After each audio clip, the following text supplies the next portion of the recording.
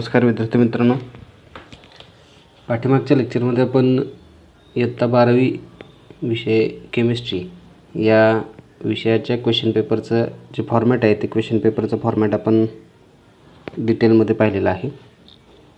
आज या लेक्चरमध्ये आपण 12वीचा जो सिलेबस आहे त्या 12वीच्या सिलेबसबद्दल बोलणार आहोत. सर्वात पहिल्यांदा 12वीचा सिलेबस जो आहे त्या 12वीच्या सिलेबसमध्ये एकूण 16 टॉपिक जे आहेत ते 16 टॉपिक इन्व्हॉल्व केलेले आहेत. त्या 16 टॉपिकचं डिस्कशन आपण इन डिटेल आज करणार आहोत. सगळ्यात पहिल्यांदा येतो आहे सॉलिड स्टेट हा चॅप्टर. मग हा जो चॅप्टर आहे सॉलिड स्टेट, याच्यामध्ये आपल्याला नेमकं काय शिकायचं आहे, तर याच्यामध्ये आपल्याला इयत्ता 5वीपासून 11वीपर्यंत आपण जे विज्ञान विषय शिकलेलो आहे त्याच्यामध्ये आपल्याला माहिती आहे पदार्थाच्या ज्या 3 अवस्था असतात, स्थायू, द्रव आणि वायू. तर त्यातली ही स्थायू अवस्था आहे, याच्याशी संबंधित असणारा हा चॅप्टर आहे सॉलिड स्टेट. ठीक आहे, म्हणजे मॅटरच्या ज्या 3 स्टेट आहेत सॉलिड, लिक्विड आणि गॅस, त्यातली जी पहिली स्टेट आहे सॉलिड स्टेट, तर त्या सॉलिड स्टेटमध्ये असणारं जे काही मॅटर आहे त्या मॅटरच्या बाबतीत आपल्याला ह्या चॅप्टरमध्ये सर्व इन्फॉर्मेशन जी आहे ती पाहायला मिळते. याच्यामध्ये आपण नेमकं बघणार काय, तर या चॅप्टरमध्ये आपण मॅटर जे सॉलिड स्टेटमध्ये प्रेझेंट आहे त्याचे 2 प्रकार असतात. एक आयोनिक सॉलिड आणि दुसरं क्रिस्टलाइन सॉलिड. हे दोन्ही सॉलिड जे आहेत ते आपण इन डिटेल बघणार आहोत. म्हणजे आयोनिक सॉलिड म्हणजे काय, क्रिस्टलाइन सॉलिड म्हणजे काय, आणि त्याच्यानंतर या आयोनिक सॉलिडचे सब टाईप्स, क्रिस्टलाइन सॉलिड्सचे सब टाईप्स, हे सगळं आपण इन डिटेल बघणार आहेत.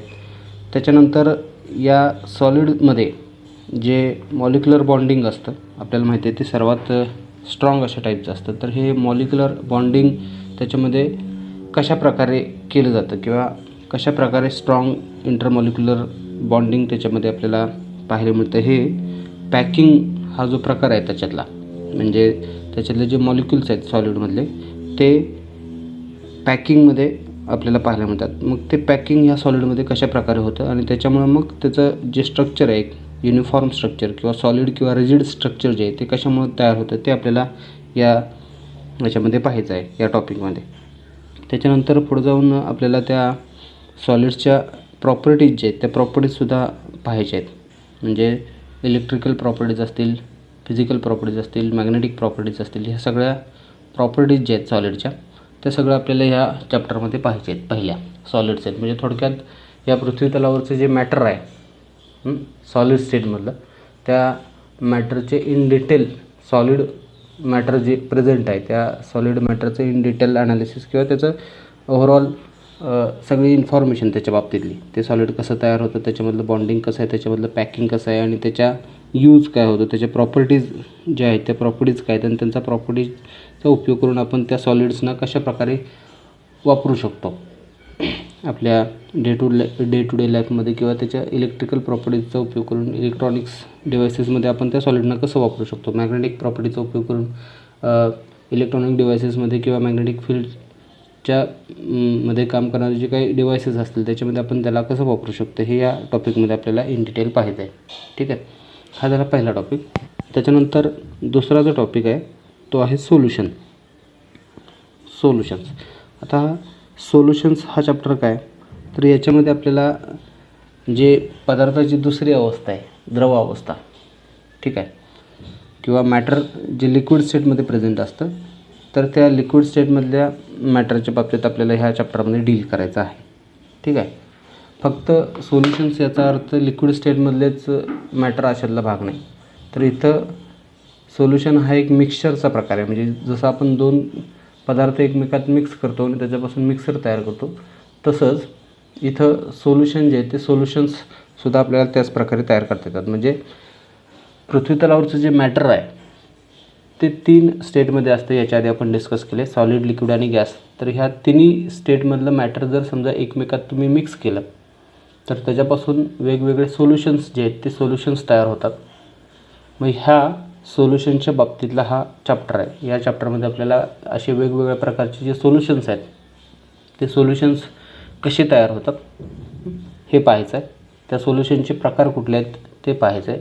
आणि त्याच्यानंतर पुढचा भाग येतो कॉलिगेटिव्ह प्रॉपर्टीजचा.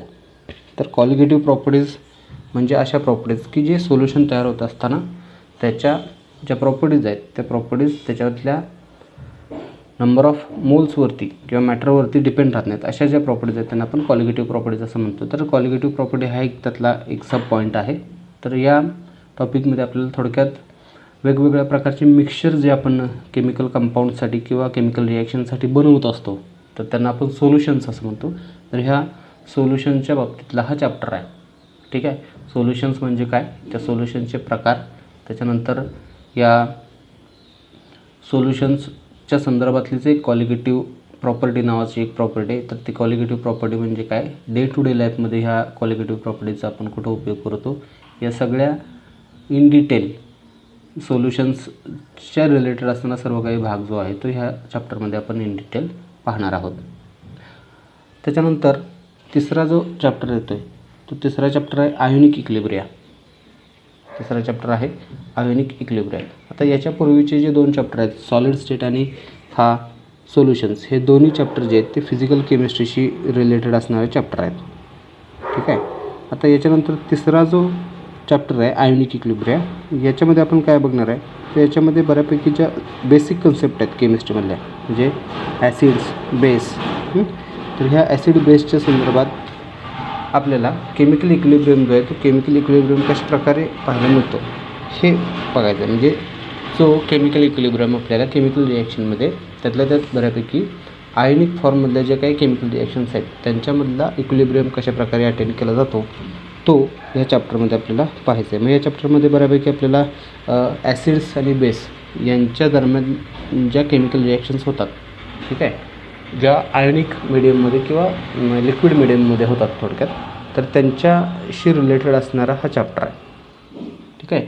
ॲसिड्स आणि बेस हे जे केमिकल्स आहेत त्यांच्यामधलं केमिकल रिॲक्शन होत असताना जो इक्विलिब्रियम अटेंड केला जातो आयन फॉर्ममध्ये त्याला आयोनिक इक्विलिब्रियम असं म्हटलं जातं. तर त्याच्याशी रिलेटेड असणारा हा चॅप्टर आहे. याच्यामध्ये आपण थोडक्यात acidity, basicity, neutrality of aqueous solutions म्हणजे थोडक्यात ॲक्वियस सोल्युशन जे आहेत ते ॲक्वियस सोल्युशनचा याच्यामध्ये आपण स्टडी करणार आहे.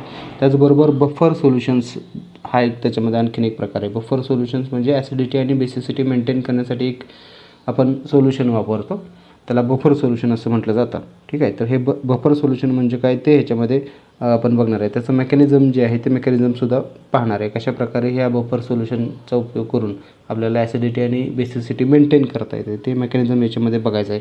त्याच्यानंतर कॉमन आयन इफेक्ट, सोल्युबिलिटी. ठीक आहे. कॉमन आयन इफेक्ट आणि सोल्युबिलिटी हा सुद्धा भाग याच्यामध्ये आपल्याला काय करायचं आहे, डिस्कस करायचं आहे. थोडक्यात ज्या ॲक्वियस मिडियममधले केमिकल रिॲक्शन्स असतात त्या ॲक्वियस मिडियममधल्या केमिकल रिॲक्शनच्या संदर्भातला एक इन डिटेल असा हा चॅप्टर आहे. थोडक्यात त्याच्यामध्ये इक्विलिब्रियम कशा प्रकारे एस्टॅब्लिश केला जातो आणि त्या इक्विलिब्रियमच्या संदर्भातले जे काही बेसिक थेरीज आहेत, काही बेसिक लॉज आहेत, ओसॉल्टचा डायल्युशन लॉ वगैरे अशी बेसिक लॉज त्याच्यामध्ये येतात.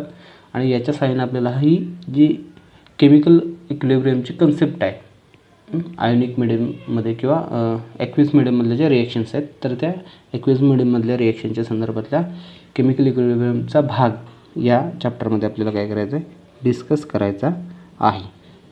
पाठीमागच्या जुन्या सिलेबसमध्ये हा जो चॅप्टर होता तो इयत्ता 11वीमध्ये होता. तोच आता मागच्या वर्षीपासून तो काय केलेला आहे, इयत्ता 12वीमध्ये तो इंट्रोड्यूस केलेला आहे. हा जो चॅप्टर आहे आयोनिक इक्विलिब्रिया तो इनऑर्गॅनिक केमिस्ट्रीशी रिलेटेड असणारा हा चॅप्टर आहे. त्याच्यानंतर पुढचा जो चॅप्टर येतो आहे तो पुढचा चॅप्टर आहे केमिकल थर्मोडायनॅमिक्स. आता हा केमिकल थर्मोडायनॅमिक्स हा चॅप्टर काय तर पाठीमागच्या वर्षी जो जुन्या सिलेबस होता त्या जुन्या सिलेबसमध्ये या चॅप्टरचं नाव होतं केमिकल थर्मोडायनॅमिक्स अँड एनर्जेटिक्स. ठीक आहे. तर ह्या चॅप्टरमध्ये आपल्याला नेमकं काय पाहायचं आहे तर हा जो चॅप्टर आहे तो फिजिकल केमिस्ट्रीशी रिलेटेड असणारा चॅप्टर आहे. ह्या चॅप्टरमध्ये आपण काय बघणार आहे तर थोडक्यात एनर्जी आणि एनर्जी ट्रान्सफॉर्मेशन्स. आपल्याला माहिती आहे ह्या पृथ्वीतलावरती जे काय मॅटर आहे, द्रव्य आहे, त्याच्यातून आपल्याला एनर्जी जी आहे ती एनर्जी काय करता येते, मिळवता येते. ठीक आहे. मग हे जी एनर्जी आपण मिळवतो त्या एनर्जीचं रूपांतर दुसऱ्या एनर्जीमध्ये आपल्याला करता येतं. म्हणजे थोडक्यात कन्व्हर्जन ऑफ एनर्जी हा फेनॉमेनॉन तुम्हाला माहिती आहे. ऊर्जेचं एका रूपातून दुसऱ्या रूपात आपल्याला रूपांतर करता येतं. तर या सगळा हा जो फेनॉमेनॉन आहे म्हणजे ऊर्जा आणि ऊर्जेचे बदल, ठीक आहे, एनर्जी आणि एनर्जी ट्रान्सफॉर्मेशन्स, या कन्सेप्टशी रिलेटेड असणारा हा चॅप्टर आहे. म्हणजे थोडक्यात ह्या चॅप्टरमध्ये आपल्याला काय बघायचं आहे तर रासायनिक अभिक्रिया ज्या आहेत केमिकल रिॲक्शन्स, या केमिकल रिॲक्शन्समध्ये कशाप्रकारे एनर्जी तयार होते आणि कशाप्रकारे एनर्जी ट्रान्सफॉर्म होते. म्हणजे थोडक्यात ऊर्जा आणि ऊर्जेचं रूपांतरण रासायनिक अभिक्रियेमध्ये कशाप्रकारे होतं हे या चॅप्टरमध्ये आपण पाहणार आहोत.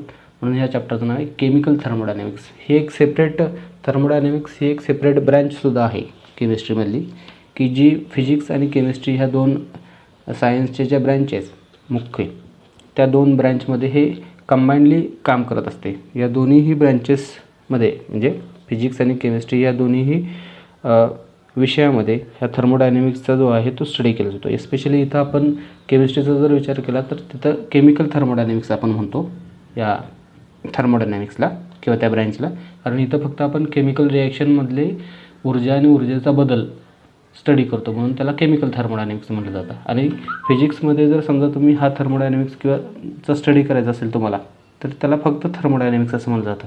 ठीक आहे, कारण एनर्जी ही जी कन्सेप्ट आहे ती ॲक्च्युली फिजिक्समधली आहे, म्हणून फिजिक्समध्ये फक्त त्याला थर्मोडायनॅमिक्स असं म्हटलं जातं. ओके, तर असं हा चॅप्टर आहे चौथा, केमिकल थर्मोडायनॅमिक्स, की जो फिजिकल केमिस्ट्रीशी रिलेटेड आहे. याच्यामध्ये आपण एनर्जी आणि एनर्जी ट्रान्सफॉर्मेशन्स जे आहेत ते स्टडी करणार आहेत. केमिकल रिॲक्शनमध्ये कशाप्रकारे एनर्जी आणि एनर्जी ट्रान्सफॉर्मेशन्स घडले जातात किंवा होतात यांचा आपण स्टडी इन डिटेल या चॅप्टरमध्ये करणार आहोत. मी ह्या चॅप्टरमध्ये त्याच्याशी रिलेटेड असणारे एनर्जी आणि एनर्जीशी रिलेटेड असणारे काही लॉज, काही हायपोथेसिस, काही थेरम, काही इक्वेशन्स हे चॅप्टरमध्ये आपण काय बघणार आहोत, स्टडी करणार आहोत. ठीक आहे, मग त्याच्यामध्ये थर्मोडायनॅमिक्सचे लॉज आहेत. थर्मोडायनॅमिक्सचा पहिला लॉ, थर्मोडायनॅमिक्सचा दुसरा लॉ, तिसरा लॉ, असे काही थर्मोडायनॅमिक्सचे लॉज आहेत. त्याच्यानंतर हेज या सायंटिस्टनं एक केमिकल रिॲक्शनच्या संदर्भात एन्थाल्पीच्या बाबतीतला चेंज जो आहे तो चेंज स्टडी करण्यासाठी जो लॉ दिलेला आहे त्याला हेज लॉ असं म्हटलं जातं. म्हणजे थोडक्यात त्याच्या या टॉपिकमध्ये आपल्याला एनर्जी आणि एनर्जी ट्रान्सफॉर्मेशनशी रिलेटेड असणाऱ्या ज्या काही कन्सेप्ट आहेत मग त्याच्यामध्ये एन्थाल्पी येते, एन्ट्रॉपी येते, ओके, काही लॉज येतात, काही इक्वेशन्स येतात, काही डेरिवेशन्स येतात. हे सगळं आपल्याला ह्या चॅप्टरमध्ये बघायचं आहे. फिजिकल केमिस्ट्रीशी रिलेटेड असणारा हा चॅप्टर ज्याचं नाव आहे केमिकल थर्मोडायनॅमिक्स. त्यानंतर नेक्स्ट चॅप्टर येतो आहे इलेक्ट्रोकेमिस्ट्री. नेक्स्ट चॅप्टर आहे इलेक्ट्रोकेमिस्ट्री. आता इलेक्ट्रोकेमिस्ट्री ह्या चॅप्टरमध्ये आपल्याला नेमकं काय स्टडी करायचं आहे तर याच्यामध्ये सुरुवातीला आपल्याला माहिती आहे इलेक्ट्रोकेमिस्ट्री म्हणजे याच्यामध्ये आपण इलेक्ट्रिक एनर्जी जी आहे ती इलेक्ट्रिक एनर्जी कशा प्रकारे जनरेट केली जाते हे पाहायचं आहे. त्याच्या नावामध्येच त्याचं मिनिंग धरलेलं आहे इलेक्ट्रोकेमिस्ट्री. आता इलेक्ट्रोकेमिस्ट्री ही सुद्धा एक केमिस्ट्रीमधली सेपरेट ब्रँच आहे की ज्याच्यामध्ये आपण काय करतो आहे इलेक्ट्रिक एनर्जी जनरेट करतो वेगवेगळ्या प्रकारे. ठीक आहे, म्हणजे आपल्याला माहिती आहे आपल्यात जवळपास एक बेसिक एक्झाम्पल द्यायचं झालं याच्या बाबतीतलं एनर्जी जनरेशनचं किंवा इलेक्ट्रिक एनर्जी जनरेट करण्याचं. तर त्याचं बेस्ट एक्झाम्पल आपल्याला माहिती आहे आपण जे डेली लाईफमध्ये वापरतो ते सेल. ठीक आहे, टी व्ही किंवा रिमोटमध्ये आपण जे सेल वापरतो त्या सेलमधून आपल्याला इलेक्ट्रिक एनर्जी मिळते किंवा इलेक्ट्रिसिटी मिळते, पॉवर मिळते. ओके, तर अशा प्रकारे आणखीन कुठले डिव्हायसेस आहेत का की ज्या डिव्हायसेसमध्ये आपल्याला इलेक्ट्रिक एनर्जी जी आहे ती जनरेट करता येते. तर हे सगळं आपल्याला ह्या इलेक्ट्रोकेमिस्ट्री ह्या चॅप्टरमध्ये काय करायचं आहे स्टडी करायचं आहे. मग याच्यामध्ये आपल्याला बऱ्यापैकी जे सेल्स आहेत केमिकल सेल्स, या केमिकल सेलमध्ये आपल्याला इलेक्ट्रिसिटी जनरेट करता येते. तर थोडक्यात सेलचं कन्स्ट्रक्शन कसं असतं, सेलचे वर्किंग कसं आहे, सेलची डायग्राम कशी आहे, वेगवेगळ्या प्रकारचे सेल्स. या सेलमध्ये मग दोन प्रकार पडतात, एक इलेक्ट्रोलायटिक सेल आणि दुसरा केमिकल सेल. इलेक्ट्रोकेमिकल सेल आणि इलेक्ट्रोलायटिक सेल असे दोन प्रकार पडतात. याच्यामध्ये एक पहिला जो प्रकार पडतो त्याच्यामध्ये इलेक्ट्रिक एनर्जीचं केमिकल एनर्जीमध्ये रूपांतर करता येतं एका सेलमध्ये, दुसऱ्या सेलमध्ये केमिकल एनर्जीचं इलेक्ट्रिक एनर्जीमध्ये रूपांतर करता येतं. तर हे जे दोन सेलचे प्रकार आहेत इलेक्ट्रोकेमिकल सेल आणि इलेक्ट्रोलायटिक सेल. ठीक आहे, तर हे आपल्याला इन डिटेल ह्या चॅप्टरमध्ये बघायचं आहे. त्याचबरोबर सेलचे वेगवेगळे प्रकार, सेलचे कन्स्ट्रक्शन, सेलचं वर्किंग आणि काही इलेक्ट्रोलायटिक सेलमध्ये जे आपण इलेक्ट्रोड्स वापरतो ते इलेक्ट्रोड्स कुठले कुठले, ते इलेक्ट्रोडचं फंक्शन कसं आहे, त्याचं वर्किंग कसं आहे, त्याचं कन्स्ट्रक्शन कसं आहे. तर थोडक्यात इलेक्ट्रिसिटी जनरेट करण्यासाठी जे आपण वेगवेगळे सेल वापरतो, ठीक आहे, त्या सेल्सशी रिलेटेड असणारा हा चॅप्टर आहे, म्हणून त्याचं नाव आहे इलेक्ट्रोकेमिस्ट्री. लास्ट वन सगळ्यात शेवटी आपल्याला ह्या सगळ्या इलेक्ट्रोकेमिस्ट्रीचा यूज काय ते सगळं आपल्याला याच्यामध्ये काय आहे करायचं आहे, पाहायचं आहे. ओके. फ्युअल सेल्स अगदी की जे रॉकेट लॉन्चिंगमध्ये वापरलं जातं, जे ॲस्ट्रोनॉट अंतराळात जातात त्यासाठी जे काही त्यांच्यासाठी फ्युएल वापरलं जातं ते फ्युएल सेल, त्याचं वर्किंग कसं आहे, त्याचं कन्स्ट्रक्शन कसं आहे, हे सगळं आपल्याला ह्या चॅप्टरमध्ये बघायचं आहे. थोडक्यात फिजिकल केमिस्ट्रीमधला हा एक चॅप्टर आहे ज्याचं नाव आहे इलेक्ट्रोकेमिस्ट्री. ही सुद्धा एक सेपरेट ब्रँच आहे केमिस्ट्रीमधली की ती फक्त आणि फक्त इलेक्ट्रिसिटी जनरेशनवरती फोकस करते. असा हा 5वा चॅप्टर आहे इलेक्ट्रोकेमिस्ट्री. त्याच्यानंतर पुढचा जो चॅप्टर आहे तो आहे केमिकल कायनेटिक्स. पुढचा चॅप्टर आहे केमिकल कायनेटिक्स. आता हा केमिकल कायनेटिक्स हा चॅप्टर काय आहे तर हा सुद्धा एक फिजिकल केमिस्ट्रीशी रिलेटेड असणारा चॅप्टर आहे.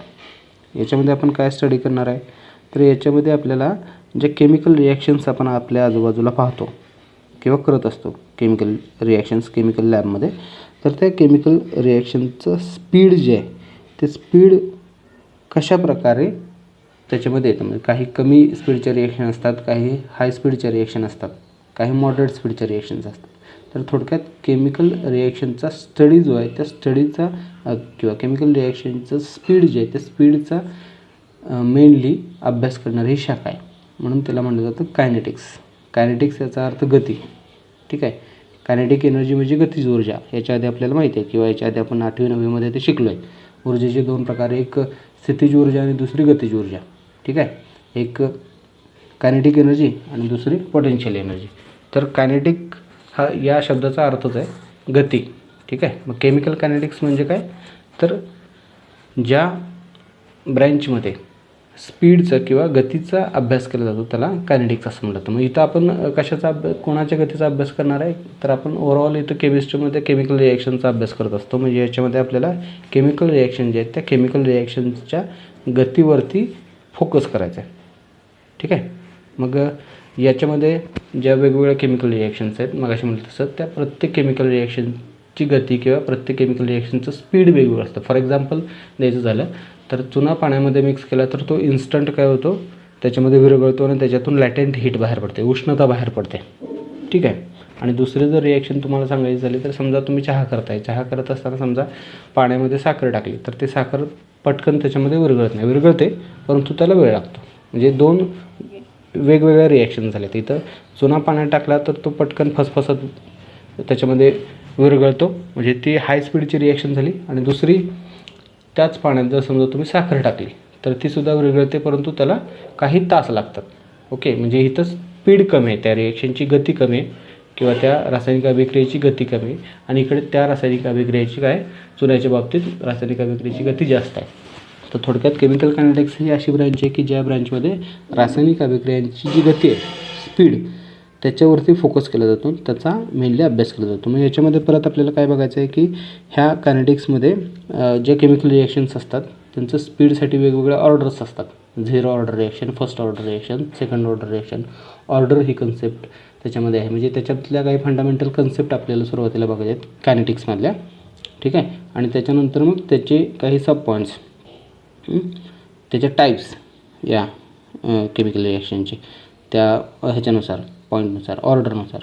ठीक आहे. हे आपल्याला त्या चॅप्टरमध्ये बघायचं आहे. त्याच्यानंतर पुढचा भाग काय तर केमिकल रिॲक्शनवरती अफेक्ट करणारे फॅक्टर्स जे आहेत ते फॅक्टर म्हणजे ज्या रासायनिक अभिक्रिया आपण आजूबाजूला पाहतो तर त्या रासायनिक अभिक्रियेवरती कोणते फॅक्टर अफेक्ट करत असतात.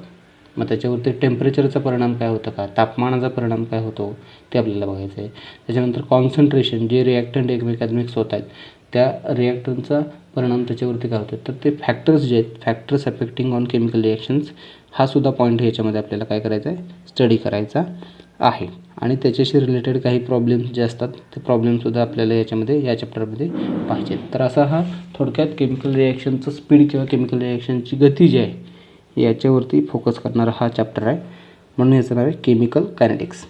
ठीक आहे. फिजिकल केमिस्ट्रीशी रिलेटेड असणारा हा चॅप्टर. नेक्स्ट पुढचा जो चॅप्टर आहे तो आहे एलिमेंट्स ऑफ ग्रुप 16, 70 अँड 18. ठीक आहे. पिरियडिक टेबल जो आहे मूलद्रव्याची आवर्त सारणी या पिरियोडिक टेबलशी रिलेटेड असणारा हा चॅप्टर आहे. इनऑर्गॅनिक केमिस्ट्रीशी संबंधित असणारा हा भाग आहे किंवा हा चॅप्टर आहे. मग याच्यामध्ये आपण नेमकं काय बघणार आहे तर पिरियोडिक टेबल जो आहे, मेंडेलिव्हनं जो आवर्त सारणी दिलेली आहे, आधुनिक आवर्त सारणी म्हणतो आपण त्याला, मॉडर्न पिरियोडिक टेबल. या मॉडर्न पिरियोडिक टेबलमध्ये आपल्याला माहिती आहे जी मूलद्रव्य आहेत ती मूलद्रव्य ग्रुप्स आणि पिरियड्समध्ये डिवाईड केलेले आहेत. ठीक आहे. ग्रुप्स म्हणजे काय तर त्या पिरियोडिक टेबलमधल्या उभ्या ओळी आणि पिरियड्स म्हणजे काय तर त्या मेंडेलिव्हच्या पिरियोडिक टेबलमधल्या आडव्या लाईन्स. ठीक आहे. तर जे उभे खांब आहेत त्यांना आपण ग्रुप्स असं म्हणतो पिरियोडिक टेबलमध्ये किंवा आवर्त सारणीतले. तर त्या ग्रुप्सनुसार आपल्याला त्या एलिमेंटचं किंवा मूलद्रव्यांचं एकूण 118 जे मूलद्रव्य आहेत त्यांचं डिवायडेशन करता येतं. मग हे ग्रुप्स किती आहेत तर एकूण 1 ते 18 ग्रुप्स आहेत. 1 ते 18 ग्रुप्स आहेत. आणि त्याच्यानंतर जर समजा लाईन्स तुम्ही घेतल्या म्हणजे पिरियड्सनुसार डिवायडेशन केलं तर त्याच्यामध्ये 7 पिरियड्स आहेत. ठीक आहे. हे बेसिक तुम्हाला पाठीमागच्या लेक्चरमध्ये मी सांगितलं होतं की आठवडाभरात थोडासा पिरियोडिक टेबल ओव्हरलुक करा. तर त्याच्यामध्ये तुम्ही ग्रुपनुसार जर त्या एलिमेंटचं डिवायडेशन केलं तर शेवटचा जो भाग आहे, ठीक आहे, पिरियोडिक टेबलचं एकूण जर ब्लॉक केले तर 4 ब्लॉक पडतात.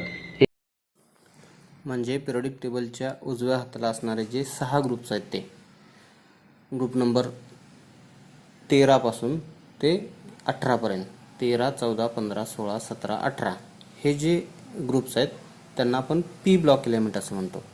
ठीक आहे. तर यातलाच जो आधीचा भाग आहे म्हणजे ग्रुप नंबर 13, 14 आणि 15 हा जो पी ब्लॉक एलिमेंटचा भाग आहे तो इयत्ता 11वीमध्ये आपला झालेला आहे. ठीक आहे. आता चालू वर्षी हे पी ब्लॉक एलिमेंटमधले राहिलेले जे पुढचे ब्लॉक आहेत म्हणजे कोणते तर ग्रुप नंबर 16, 17 आणि 18 हे 3 ग्रुप जे आहेत ते चालू वर्षी इयत्ता 12वीमध्ये तुम्हाला काय करायचे स्टडी करायचे आहेत. तर अशा प्रकारे हा पी ब्लॉक एलिमेंटशी रिलेटेड असणारा चॅप्टर आहे की ज्याला आपण म्हणतोय एलिमेंट ऑफ ग्रुप 16, 17 अँड 18. आणि यानंतर पिरियोडिक टेबलचा जो शेवटचा भाग राहतो किंवा ब्लॉक राहतो तो म्हणजे एफ ब्लॉक. पिरियोडिक टेबलच्या खाली बॉटमला ज्या 14 एलिमेंटच्या लाईन्स आहेत किंवा 14 एलिमेंटच्या ज्या 2 ओळी आहेत त्यांना आपण एफ ब्लॉक एलिमेंट असं म्हणतो. ठीक आहे. मग त्यातली पहिली जी लाईन आहे तिला आपण ॲक्टिनाइड असं म्हणतो आणि दुसरी जी लाईन आहे तिला आपण लॅन्थनाइड असं म्हणतो. तर ते 2 जे 14 एलिमेंटचे ग्रुप्स आहेत 14, 14, 28 तर त्यांना आपण एफ ब्लॉक एलिमेंट असं म्हणतो.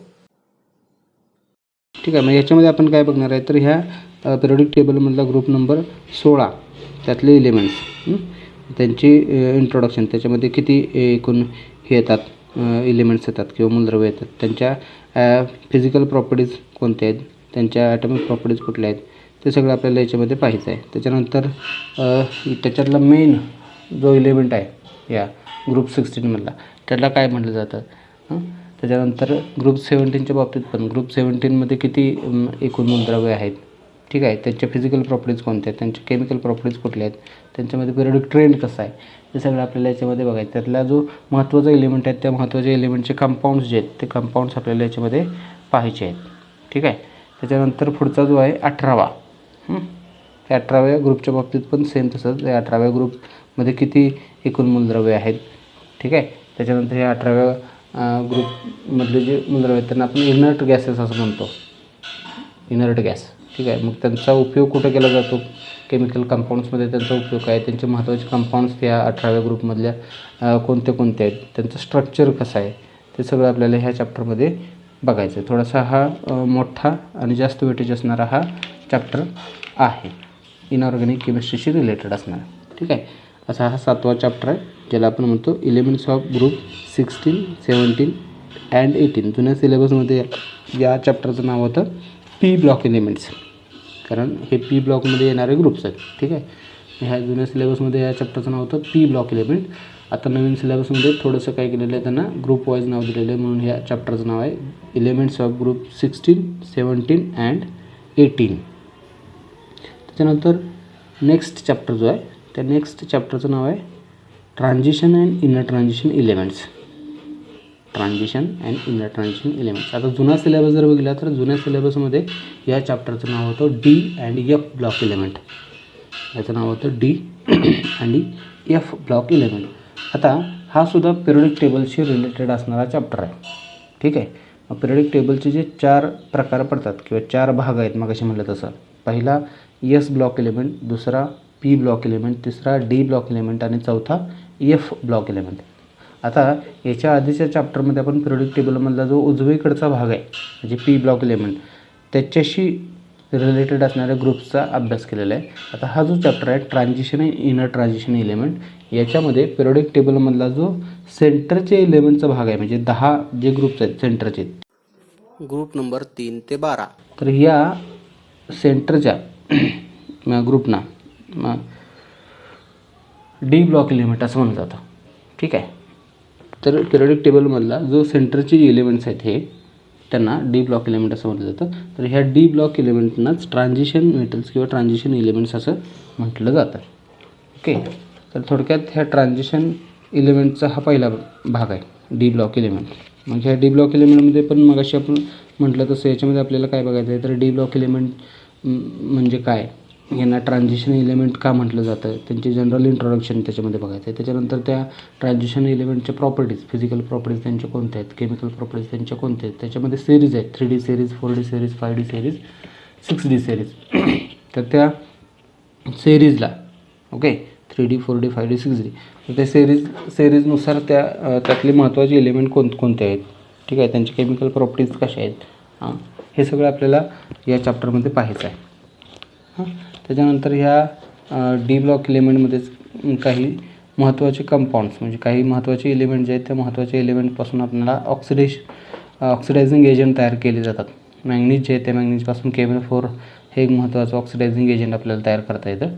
तर ते कशा प्रकारे तयार केलं जातं, त्याचा यूज काय. त्याच्यानंतर क्रोमियमपासून 3D सिरीजमधलं क्रोमियमपासून आपल्याला पोटॅशियम डायक्रोमेट हे एक ऑक्सिडायझिंग एजंट तयार करता येतं. तर त्याचं प्रिपरेशन आपल्याला ह्या चॅप्टरमध्ये काय करायचं आहे, पाहायचं आहे. थोडक्यात compounds of magnesium and compounds of chromium, D block एलिमेंटमध्ये मॅग्नेशियम आणि क्रोमियम हे जे दोन एलिमेंट आहेत 3D सिरीजमधले, तर त्याच्या बाबतीत आपल्याला काय करायचं आहे, इन डिटेल त्यांचे कंपाऊंड्स कुठले कुठले महत्त्वाचे आहेत ते बघायचं आहे. त्याच्यानंतर मेटलच्या संदर्भात हे सगळे मेटल्स आहेत डी ब्लॉक एलिमेंट, म्हणून त्यांना आपण ट्रान्झिशन मेटल्स असं म्हणतो किंवा ट्रान्झिशन एलिमेंट असं म्हणतो. ठीक. मग त्यांचा उपयोग कुठं कुठं केला जातो हे सगळं आपल्याला याच्यामध्ये बघायचं आहे पहिल्या पार्टमध्ये ट्रान्झिशन एलिमेंट्समध्ये. आणि दुसरा जो भाग आहे inner transition element. Inner transition element म्हणजे पिरियडिक टेबलमध्ये जर आपण पाहिला तर पिरियडिक टेबलमधला जो चौथा भाग आहे किंवा चौथा पार्ट आहे म्हणजे पिरियडिक टेबलच्या एकदम बॉटमला खाली ज्या 2 लाईन्स आहेत त्याला काय म्हटलं जातं, तर एफ ब्लॉक एलिमेंट किंवा इनर ट्रान्झिशन एलिमेंट असं म्हटलं जातं. ठीक आहे. पिरियडिक टेबलच्या खाली बॉटमला 14 एलिमेंटच्या अशा 2 लाईन्स आहेत, 14 2 28. ठीक आहे. तर त्याला लॅन्थेनाइड्स आणि ॲक्टिनाइड आणि लॅन्थेनाइड असं म्हटलं जातं. पहिली जी 14 एलिमेंटची लाईन आहे त्याला ॲक्टिनाइड असं म्हटलं जातं आणि दुसरी जी खालची 14 एलिमेंटची लाईन आहे त्याला लॅन्थेनाइड असं म्हटलं जातं. तर हे लॅन्थेनाइड्स आणि ॲक्टिनाइड्स जे आहेत त्यांना इनर ट्रान्झिशन एलिमेंट्स किंवा एफ ब्लॉक एलिमेंट असं म्हटलं जातं. ठीक आहे. म्हणजे थोडक्यात जुन्या सिलेबसमध्ये ह्या चॅप्टरचं नाव होतं ट्रान्झिशन एलिमेंट म्हणजेच डी ब्लॉक एलिमेंट आणि इनर ट्रान्झिशन एलिमेंट म्हणजेच एफ ब्लॉक एलिमेंट. तर थोडक्यात एफ ब्लॉक एलिमेंटचा इन डिटेल स्टडी करायचा. म्हणजे एफ ब्लॉक एलिमेंट मध्ये आपल्याला काय काय बघायचं आहे, तर एफ ब्लॉक एलिमेंटची ॲक्च्युअल पोझिशन पिरियडिक टेबलमध्ये कुठं आहे. ठीक आहे. त्याच्यानंतर या एफ ब्लॉक एलिमेंटच्या बाबतीत त्यांचे फिजिकल प्रॉपर्टीज कशा आहेत, त्यांचे केमिकल प्रॉपर्टीज कशा आहेत. त्याच्यानंतर या लॅन्थेनाइड्स आणि ॲक्टिनाइड्स यांचा यूज काय, कुठं कुठं यांचा यूज केला जातो, हे सगळं आपल्याला ह्या चॅप्टरमध्ये बघायचं आहे. आणि त्याच्या संदर्भातल्या 1-2-3 कन्सेप्ट आहेत, केमिकल ट्विन्स वगैरे, अशा 1-2-3 छोट्या कन्सेप्ट त्याच्यामध्ये आपल्याला बेसिक कन्सेप्ट आपल्याला याच्यामध्ये काय बघायच्या आहेत. असा हा पिरियडिक टेबलशी रिलेटेड असणारे हे 2 चॅप्टर आहेत, 7वा आणि 8वा, की जो इनऑर्गॅनिक केमिस्ट्रीशी संबंधित असणारे हे चॅप्टर आहेत. त्याच्यानंतर नेक्स्ट पुढचा जो चॅप्टर येतो तर पुढच्या चॅप्टरचं नाव आहे कोऑर्डिनेशन कंपाऊंड्स. 9वा पुढचा जो चॅप्टर आहे तो आहे कोऑर्डिनेशन कंपाऊंड्स. आता कोऑर्डिनेशन कंपाऊंड्स म्हणजे काय, तर याच्या आधी थोडंसं 9वीमध्ये किंवा 10वीमध्ये तुम्हाला कोऑर्डिनेशन कंपाऊंडची थोडीशी इंट्रोडक्शन झालेली असेल किंवा ओळख झाली असेल. कोऑर्डिनेशन कंपाऊंड म्हणजे कॉम्प्लेक्स कंपाऊंड असं म्हटलं जातं. आपल्याला माहिती आहे काही कंपाऊंड असे असतात की त्यांचं स्ट्रक्चर जे आहे ते थोडंसं कॉम्प्लिकेटेड असतं. म्हणजे फॉर एक्झाम्पल वॉटर हे जर कंपाऊंड घेतलं तर त्याचं स्ट्रक्चर सिम्पल आहे. या वॉटरमध्ये 2 हायड्रोजन आहेत आणि 1 ऑक्सिजन आहे, बरोबर. मग 2 हायड्रोजन ॲटमच्या बरोबर मध्ये ऑक्सिजन ॲटम असतो आणि असं ह्या वॉटर मॉलिक्युलचं स्ट्रक्चर होतं H2O. हे सिम्पल कंपाऊंड आहे. तसेच काही असे कंपाऊंड असतात की त्यांच्यामध्ये नंबर ऑफ एलिमेंट्स किंवा नंबर ऑफ एलिमेंटचे ॲटम्स त्याच्यामध्ये असतात आणि त्यांचं स्ट्रक्चर हे थोडंसं काय होतं, कॉम्प्लिकेटेड होतं. त्याच्यामध्ये सिम्पल बॉन्डिंग जे आहे ते सिम्पल बॉन्डिंग आपल्याला पाहायला मिळत नाही. मग त्याच्यामध्ये काही वेळा सेंटरला एक मेटल ॲटम असतो आणि ह्या सेंटरच्या मेटल ॲटमच्या भोवतीनं काही वेगवेगळे आयन्स किंवा काही ग्रुप ऑफ ॲटम्स त्याच्यामध्ये प्रेझेंट असतात किंवा काही ॲटम्स किंवा काही ग्रुप्स त्याला काय केलेले असतात, सराउंड झालेले असतात. आणि हा सेंटरचा जो मेटल ॲटम आहे त्या सेंटरच्या मेटल ॲटमकडून त्याला सराउंड झालेल्या ॲटम्सना किंवा ग्रुप्सना किंवा लिगँड्स म्हणतो आपण त्यांच्यामध्ये एक प्रकारचा विशिष्ट किंवा वेगळा बॉन्ड पाहायला मिळतो. त्याच्यामुळे त्याचं स्ट्रक्चर थोडंसं काय होतं, कॉम्प्लिकेटेड होतं. ओके, तर असं थोडंसं कॉम्प्लिकेटेड स्ट्रक्चर असणारे किंवा कॉम्प्लेक्स स्ट्रक्चर असणारे किंवा कॉर्डिनेट बॉन्ड असणारे जे कंपाऊंड्स आहेत त्यांना कॉर्डिनेशन कंपाऊंड असं म्हटलं जातं. ठीक आहे. कॉर्डिनेशन कंपाऊंड म्हणजे काय, तर आपल्याला माहिती आहे सिम्पल कंपाऊंड जे आहे ते सिम्पल कंपाऊंडमध्ये एकतर कोव्हॅलंट बॉन्ड असतो आणि दुसरा आयनिक बॉन्ड असते. म्हणजे ते आयनिक कंपाऊंड असेल तर आयनिक बॉन्ड असतो. फॉर एक्झाम्पल NaClमध्ये Na+Cl- तर त्याच्यामध्ये आयनिक बॉन्ड आहे. आणि दुसरं जर समजा साधं कंपाऊंड असलं क्लोरीन किंवा हायड्रोजन मॉलिक्यूल आहे, क्लोरीन मॉलिक्यूल हायड्रोजन मॉलिक्यूल, तर त्याच्यामधला 2 ॲटम जे आहेत क्लोरीनचा किंवा हायड्रोजनचा त्याच्यामध्ये कोव्हॅलंट बॉन्ड असतो स्ट्रॉंग. ठीक आहे.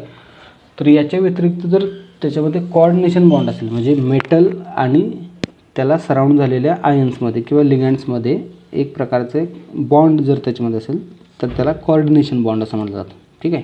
तर असे कॉर्डिनेशन बॉन्ड असणारे जे कंपाऊंड्स आहेत त्यांचं स्ट्रक्चर थोडंसं कॉम्प्लेक्स असतं. अशा कंपाऊंड्सना कॉर्डिनेशन कंपाऊंड असं म्हटलं जातं. मग त्यांच्यामध्ये कॉर्डिनेशन बॉन्ड असतो म्हणून त्यांचं नाव आहे कॉर्डिनेशन कंपाऊंड. ठीक आहे.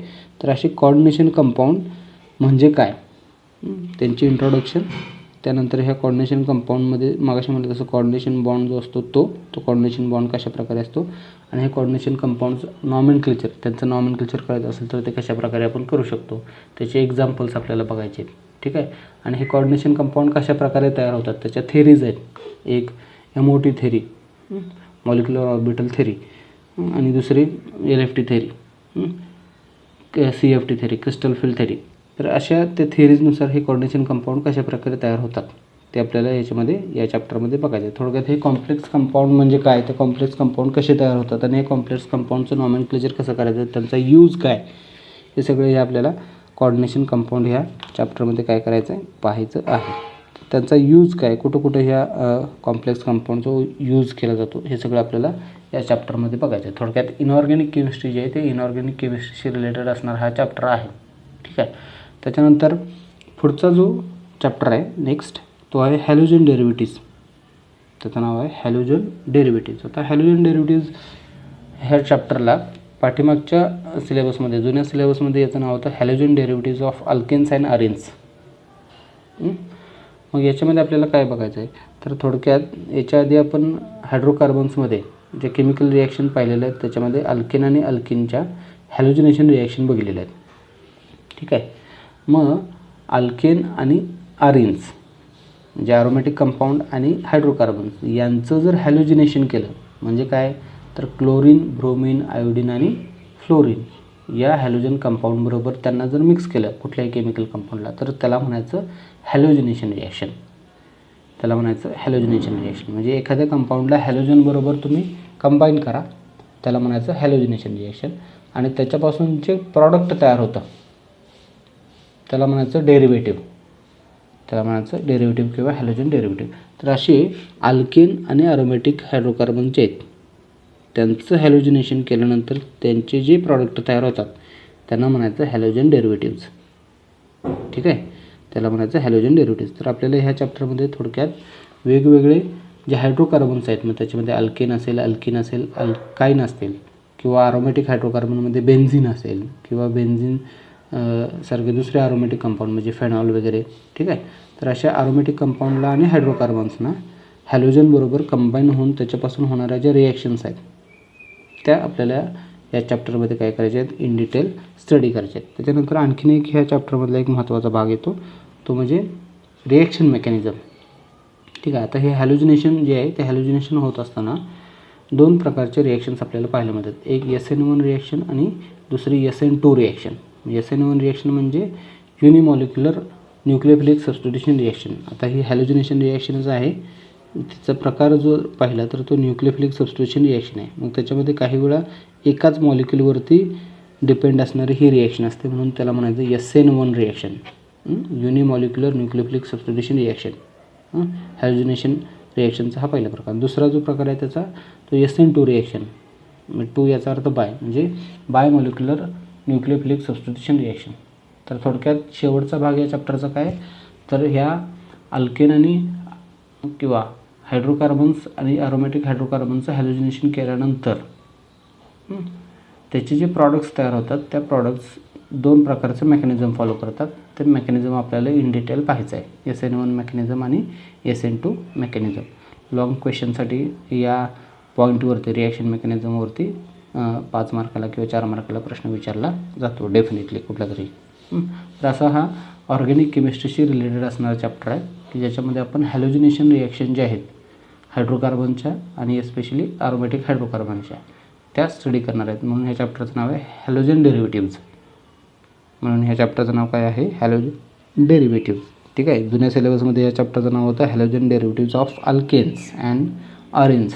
तर तो पुढचा भाग जो आहे अल्केन्स आणि अरेन्स कोणाचं हॅल्युजिनेशन करतो आहे तो फक्त भाग यातला कट केला आहे आणि फक्त त्या प्रोसेसवरती फोकस केलेला आहे, म्हणून याचं नाव आहे हॅलोजन डेरिव्हेटिव्ज. ठीक आहे. नेक्स्ट पुढचा जो चॅप्टर आहे तो आहे alcohols, phenols and ethers. Next chapter आहे अल्कोहोल्स, फेनॉल्स आणि इथर्स. आता या चॅप्टरच्या नावावरूनच समजतं आपल्याला की ऑर्गॅनिक केमिस्ट्रीशी रिलेटेड असणारा हा चॅप्टर आहे. ऑर्गॅनिक कंपाऊंड्सचं क्लासिफिकेशन जे आपण करतो त्याच्यामध्ये फंक्शनल ग्रुपनुसार आपल्याला वेगवेगळे क्लास पाहायला मिळतात. तर ह्या फंक्शनल ग्रुपनुसार अल्कोहोलचा एक वेगळा क्लास आहे, फेनॉलचा एक वेगळा क्लास आहे आणि इथरचा एक वेगळा क्लास आहे. तर असे हे ऑर्गॅनिक कंपाऊंड्समधले फंक्शनल ग्रुपनुसार जर क्लासिफिकेशन आपण केलं तर त्यातले हे 3 क्लास आहेत. एक अल्कोहोलचा ज्याच्यामध्ये हायड्रोक्सिल ग्रुप हा फंक्शनल ग्रुप असतो ते कंपाऊंड्स. दुसरा फेनॉलचा ज्याच्यामध्ये हायड्रोक्सिल ग्रुप हा अरोमॅटिक रिंगला अटॅच असतो असा फंक्शनल ग्रुप असणारे कंपाऊंड्स त्याला फेनॉल म्हणतो. आणि तिसरा ऑक्सिजन ॲटम ज्याच्यामध्ये फंक्शनल ग्रुप असतो असे कंपाऊंड्स म्हणजे इथर्स. ठीक आहे. तर या 3 ऑर्गॅनिक क्लासचा, ठीक आहे, अल्कोहोल, फेनॉल आणि इतर हे 3 ऑर्गॅनिक फंक्शनल ग्रुप आहेत किंवा ऑर्गॅनिक क्लास आहेत किंवा ऑर्गॅनिक कंपाऊंड्स आहेत. ठीक आहे. यांचा इन डिटेल आपल्याला ह्या चॅप्टरमध्ये स्टडी करायचं आहे.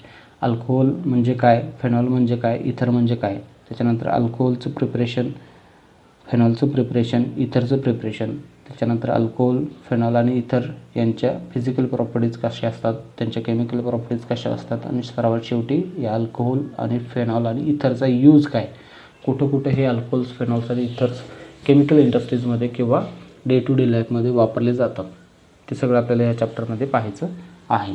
ओके. त्याच्यानंतर नेक्स्ट चॅप्टर आहे aldehydes, ketones and carboxylic acids. Next chapter आहे aldehydes, ketones and carboxylic acids. आता हा सुद्धा जर त्याचं नाव नीट तुम्ही वाचलं असेल तर तुमच्या लक्षात येईल. Aldehydes, ketones and carboxylic acid म्हणजे काय, तर हे सुद्धा ऑर्गॅनिक कंपाऊंडचे क्लास आहेत किंवा फंक्शनल ग्रुपनुसार क्लासिफिकेशन केल्यानंतर आपल्याला हे 3 क्लास पाहायला मिळतात कार्बोनिल कंपाऊंडमध्ये. अल्डिहाइड्स, कीटोन्स आणि कार्बोक्सिलिक ॲसिड्स हे सगळे कार्बोनिल कंपाऊंड्स आहेत आणि यांच्यामध्ये अल्डिहाइड, कीटोन आणि कार्बोक्सिलिक ॲसिड हे कार्बोनिल कंपाऊंडमध्ये पुन्हा सब क्लास पडतात. ठीक आहे. तर हे फंक्शनल ग्रुपमधले एक सेपरेट फंक्शनल ग्रुप आहेत, अल्डिहाइड्स, कीटोन्स आणि कार्बोक्सिलिक ॲसिड्स. मग हा सुद्धा फंक्शनल ग्रुप ओरिएंटेड असणारा चॅप्टर आहे. जसं याच्या आधी अल्कोहोल, फेनॉल आणि इतर हे 3 क्लास होते तसेच हे ऑर्गॅनिक कंपाऊंडमधले आणखीन 3 क्लास आहेत ज्यांना आपण एकत्रितपणे कार्बोनिल कंपाऊंड्स असं म्हणतो.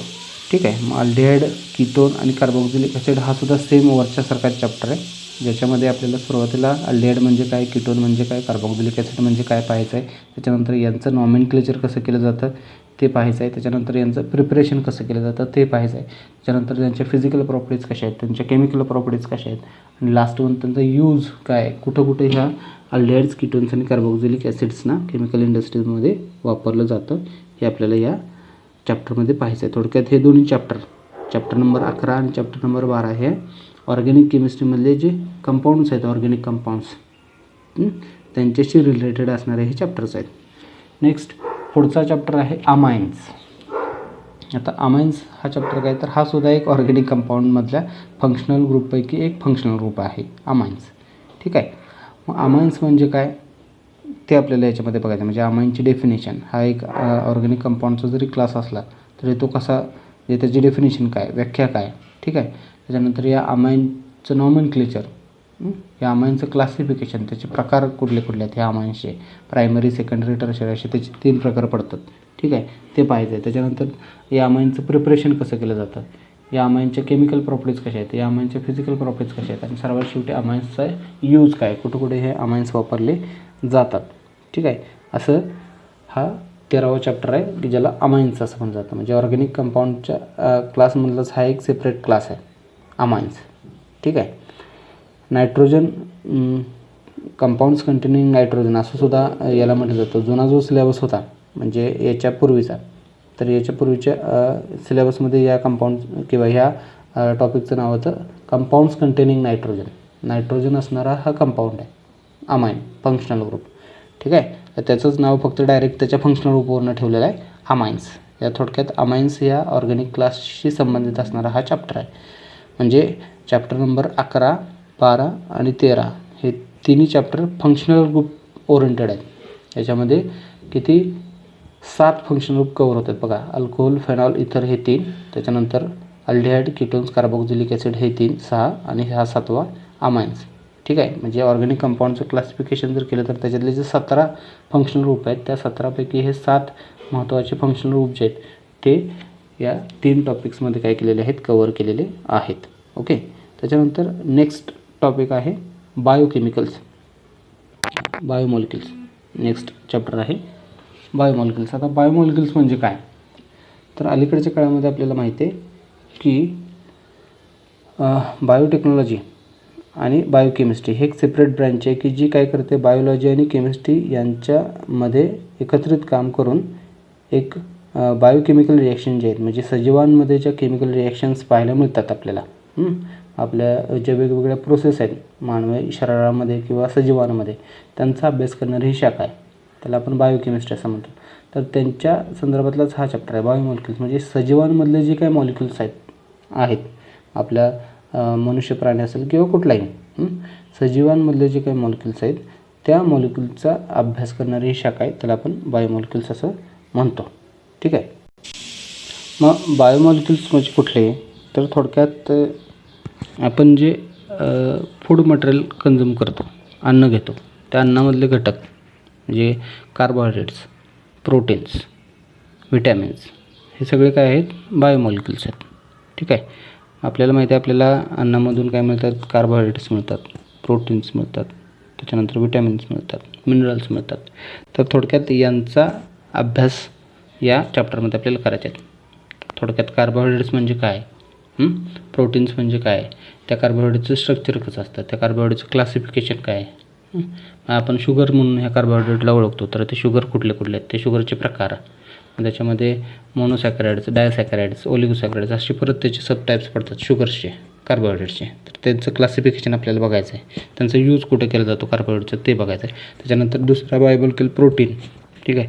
मग प्रोटीन म्हणजे काय, प्रोटीनचं क्लासिफिकेशन, त्यांचे प्रकार कुठले कुठले आहेत, त्याच्यानंतर या प्रोटीनचं स्ट्रक्चर कसं आहे ते आपल्याला बघायचं आहे. त्याच्यानंतर तिसरा मागाशी म्हणलं तसं कुठला आहे, विटॅमिन्स.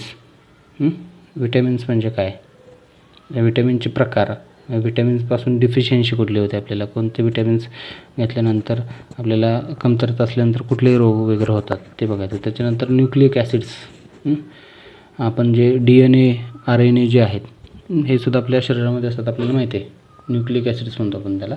तर हे न्यूक्लिक ॲसिडचं स्ट्रक्चर, DNAचं स्ट्रक्चर कसं आहे, RNAचं स्ट्रक्चर कसं आहे, ते सगळं आपल्याला ह्या चॅप्टरमध्ये बघायचे. म्हणजे थोडक्यात सजीवांमधले जे काही मॉलिक्युल्स आहेत, सजीवांमध्ये जे मॉलिक्युल्स आहेत, लाईफलेस मॉलिक्युल्स म्हणतो आपण त्यांना, त्यांचा अभ्यास करणारा एक शाखा, त्याला बायोकेमिस्ट्री असं म्हटलं जातं. या केमिस्ट्रीमध्ये आपण बायोमॉलिक्युल्सचा अभ्यास करत असतो. तर हे बायोमॉलिक्युल्स म्हणजे लाईफलेस मॉलिक्युल्स, जोपर्यंत ह्या पृथ्वीतलावरती सजीव आहेत, ठीक आहे, तोपर्यंत हे प्रोटीन्स आहेत, कार्बोहायड्रेट्स आहेत, न्यूक्लिक ॲसिड्स आहेत. तर त्यांचा या चॅप्टरमध्ये आपल्याला इन डिटेल काय करायचं आहे, स्टडी करायचा आहे. त्याच्यानंतर पुढचा चॅप्टर आहे introduction to polymer chemistry. Introduction to polymer chemistry. आता पॉलिमर केमिस्ट्री म्हणजे काय, तर आपल्याला माहीत आहे पॉली याचा अर्थ मेनी, मर मीन्स रिपीटिंग युनिट्स. याच्या आधी आपण हायड्रोकार्बन्स या चॅप्टरमध्ये अल्किनमध्ये पॉलिमरायझेशन ऑफ अल्किन हा पॉईंट बघितलेला आहे, ठीक आहे. मग त्याच्यामध्ये आपण पॉलिथिन तयार केलं आहे, इथिनचं पॉलिमरायझेशन करून त्याच्यापासून पॉलिथिन तयार केलेलं आहे. किंवा आपण रोजच्या जीवनामध्ये आपण वेगवेगळ्या प्लॅस्टिकच्या वस्तू जे वापरतो की नाही, ठीक आहे, तर ते प्लॅस्टिक जे आहे किंवा PVC पाईप्स जे आपण बघतो तर ते पॉलिमरचा प्रकार आहे, ठीक आहे. मग पॉलिमर केमिस्ट्री म्हणजे काय, त्याचं सुरुवातीची इंट्रोडक्शन आपल्याला बघायचं आहे. पॉलिमरची डेफिनेशन, त्यातल्या काही कन्सेप्ट आपल्याला बघायचे आहेत. आणि ह्या पॉलिमर केमिस्ट्रीमध्ये आपण वेगवेगळ्या प्रकारचे जे पॉलिमर्स आपण डायरेक्टली इनडायरेक्टली रोजच्या जीवनामध्ये वापरतो, म्हणजे मगाशी म्हणलं तसं प्लॅस्टिक वापरतो आपण, रबर वापरतो, रबरी वस्तू वापरतो, ठीक आहे, काही नायलॉनच्या वस्तू वापरतो, टेरिलिनची कपडे वगैरे वापरतो आपण, पॉलिस्टर, डॅक्रॉन. तर ह्या वेगवेगळे पॉलिमर्स आहेत. हे प्लॅस्टिक असेल, रबर असेल किंवा टेरिकॉट असेल, टेरिलिन असेल, ठीक आहे. तर हे वेगवेगळे पॉलिमर्स आहेत. तर हे पॉलिमर केमिस्ट्रीमध्ये तयार केले जातात. त्यांचं मॅन्युफॅक्चरिंग किंवा ते कशा प्रकारे तयार केले जातात हे आपण ह्या चॅप्टरमध्ये बघणार आहेत. थोडक्यात पॉलिमर आणि वेगवेगळ्या प्रकारचे पॉलिमर कसे तयार केले जातात, त्यांचे केमिकल रिॲक्शन आणि यांचा यूज कुठे केला जातो, कुठे हे पॉलिमर्स वापरले जातात, असा हा पॉलिमरशी रिलेटेड असणारा चॅप्टर आहे. म्हणून याचं नाव आहे इंट्रोडक्शन टू पॉलिमर केमिस्ट्री. जुन्या सिलेबसमध्ये फक्त याचं नाव होतं पॉलिमर.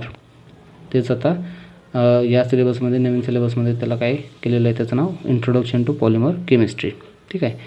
त्याच्यानंतर पुढचा जो चॅप्टर आहे तो आहे green chemistry and nano chemistry. तो आहे green chemistry and nano chemistry. आता green chemistry and nano chemistry म्हणजे काय, तर हा नवीन चॅप्टर पाठीमागच्या वर्षीपासून तुमच्या सिलेबसमध्ये ॲड केलेला आहे, ठीक आहे. आता ग्रीन केमिस्ट्री हा जुन्या सिलेबसमध्ये इयत्ता 11वीमध्ये असणारा हा चॅप्टर होता. त्याच्याच पुढचा भाग नॅनो केमिस्ट्रीचा जो आहे तो याच्यामध्ये जोडला आहे आणि हा इयत्ता 12वीमध्ये मागच्या वर्षीपासून नवीन सिलेबसमध्ये ॲड केलेला आहे. तर ग्रीन केमिस्ट्री आणि नॅनो केमिस्ट्रीमध्ये आपल्याला काय बघायचं आहे, तर थोडक्यात अलीकडच्या काळामध्ये 21व्या शतकामध्ये आपण बरीच प्रगती केलेली आहे विज्ञानानं. तर त्याच्यामधला महत्त्वाचा भाग काय, जशी आपण प्रगती करत गेलेलो आहे तसंच पोल्युशनचं प्रमाण जे आहे ते पोल्युशनचं प्रमाण वाढलेलं आहे. एक दुसरा आपल्याला एक ड्रॉबॅक काय ह्या आपल्या ह्याचा प्रगतीचा, की आपल्याला वेगवेगळ्या प्रकारचे जरी केमिकल्स आपण जास्तीत जास्त तयार करतो तरी आपल्याला आसपास प्रदूषण जे आहे ते प्रदूषण होतं आहे. त्याच्यामुळे पृथ्वीचं वातावरण जे आहे ते वातावरण दूषित झालेलं आहे, खराब झालेलं आहे.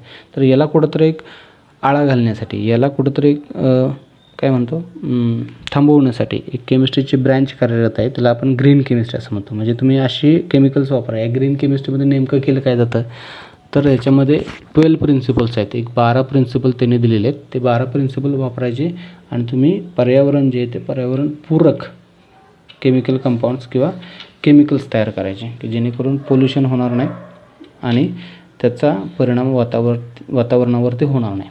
तर अशी ही ग्रीन केमिस्ट्री आहे की जी काय करते, पोल्युशन कंट्रोल करण्याचं काम करते. याची इंट्रोडक्शन या चॅप्टरमध्ये आपण बघणार आहोत. त्याच्यानंतर त्या ग्रीन केमिस्ट्रीमध्ये येणारे 12 प्रिन्सिपल्स कुठले आहेत ते बघणार आहोत, ठीक आहे. त्याच्यानंतर पुढचा भाग या चॅप्टरमधला येतो नॅनो केमिस्ट्रीचा. तर नॅनो केमिस्ट्री म्हणजे काय, तर ही सुद्धा अलीकडच्या 21व्या शतकामध्ये विज्ञानातल्या एक प्रगतीचा महत्त्वाचा भाग आहे नॅनो केमिस्ट्री. तर नॅनो केमिस्ट्री म्हणजे काय, तर अलीकडच्या काळामध्ये आपण जे छोटे छोटे डिव्हायसेस वापरतो आहे, कमी जागेमध्ये जास्तीत जास्त क्षमता असणारे, जास्तीत जास्त इफिशियन्सी असणारे आपण इलेक्ट्रॉनिक डिव्हाइस वापरतो, याचा परिणाम म्हणजे ही नॅनो केमिस्ट्री आहे, ठीक आहे. म्हणजे काय, पूर्वी आपण कॉम्प्युटर मोठ्या टेबलवरती बसेल एवढा कॉम्प्युटर वापरत होतो. आता त्याची साईज आणखीन लहान होत होतं, अगदी आपल्या तळहातावरती बसेल. म्हणजे आपल्या मोबाईल फोनमध्ये आपण काय करतो, इंटरनेट वगैरे वापरू शकतो. हा जो प्रवास आहे, कॉम्प्युटर जो एका टेबलवरती किंवा एका खोलीत असणारा कॉम्प्युटर आता आपण काय करतो आहे, आपल्या तळहातावरच्या मोबाईलवरती ऑपरेट करू शकतो, ठीक आहे. तर हा जो प्रवास आहे हा सगळा प्रवास नॅनो केमिस्ट्रीमध्ये आपल्याला पाहायला मिळतो. नॅनो केमिस्ट्री याचा अर्थ नॅनो म्हणजे नॅनो लेवलवरती, सूक्ष्म पातळीवरती, ठीक आहे, 10⁻⁹ इथंपर्यंत. तर या नॅनो लेवलवरती किंवा अतिसूक्ष्म या लेवलवरती एखाद्या पदार्थाला न्यायचं आणि त्यांच्या कॅरेक्टरिस्टिक जे त्याचे गुणधर्म जे ते गुणधर्म काय करायचे, वाढवायचे, एनहान्स करायचे. तर या नॅनो केमिस्ट्रीमध्ये आपण वेगवेगळ्या प्रकारचे नॅनो मटेरियल्स कुठले वापरतो, ठीक आहे. अलीकडच्या काळामध्ये आपण nano tubes, nano wires, nano particles यांचा उपयोग करतो आहे. आणि रिव्हॉल्युशन जे आहे इलेक्ट्रॉनिक डिव्हायसेसमधलं जी प्रगती आहे ती इलेक्ट्रॉनिक डिव्हाइसमधली प्रगती आपण या नॅनो केमिस्ट्रीच्या सहाय्याने केलेली आहे. तर थोडीशी त्याची इंट्रोडक्शन किंवा त्याची ओळख तुम्हाला ह्या चॅप्टरमध्ये करून दिलेली आहे, ठीक आहे. असा हा ओव्हरऑल 16 चॅप्टरचा भाग आहे. आता याचं डिस्ट्रीब्युशन किंवा वेटेज काय पहा या 16 चॅप्टरचं. तर पहिला जो चॅप्टर आहे यातला सॉलिड स्टेट तो 3 मार्कासाठी आहे. दुसरा सोल्युशन्स हा 4 मार्कासाठी आहे. आयोनिक इक्विलिब्रियम हा 4 मार्कासाठी आहे. केमिकल थर्मोडायनॅमिक्स 6 मार्कासाठी आहे. इलेक्ट्रोकेमिस्ट्री 5 मार्कासाठी आहे. केमिकल कायनेटिक्स हा 4 मार्कासाठी आहे. एलिमेंट्स ऑफ ग्रुप 16, 17, 18 हा जो आहे तो 6 मार्कासाठी आहे. त्याच्यानंतर ट्रान्झिशन आणि न्यूट्रान्झिशन एलिमेंट्स हा 6 मार्कासाठी आहे. त्याच्यानंतर कोऑर्डिनेशन कंपाऊंड्स हा 5 मार्कासाठी आहे. हॅलोजन डेरिव्हेटिव्ज हा 5 मार्कासाठी आहे. अल्कोहोल्स, फेनॉल्स, इथर्स 4 मार्कासाठी आहे. अल्डिहाइड्स, कीटोन्स, कार्बोक्सिलिक ॲसिड हा 6 मार्कासाठी आहे. अमाइन्स 3 मार्कासाठी आहे. बायोमॉलिक्युल्स 3 मार्कासाठी आहे. इंट्रोडक्शन टू पॉलिमर केमिस्ट्री 3 मार्कासाठी आणि ग्रीन केमिस्ट्री, नॅनो केमिस्ट्री हा 3 मार्कासाठी. असं टोटल 70 मार्कांचं हे वेटेज आहे. तर ह्याचं जे वेटेज आहे ते तुम्हाला मी नंतर व्हॉट्सअपच्या ग्रुपवरती काय करतो, टाकतो प्रत्येक टॉपिकचं, टॉपिक वाईज. म्हणजे प्रत्येक टॉपिकला 70पैकी किती मार्क आहेत आणि ऑप्शनसह विथ ऑप्शन त्या टॉपिकला किती मार्क आहेत हे नंतर तुमच्या व्हॉट्सअपच्या ग्रुपवरती पाठवलं जाईल, ठीक आहे. दूरचं तर आपण इथं काय करूया, थांबूया. धन्यवाद.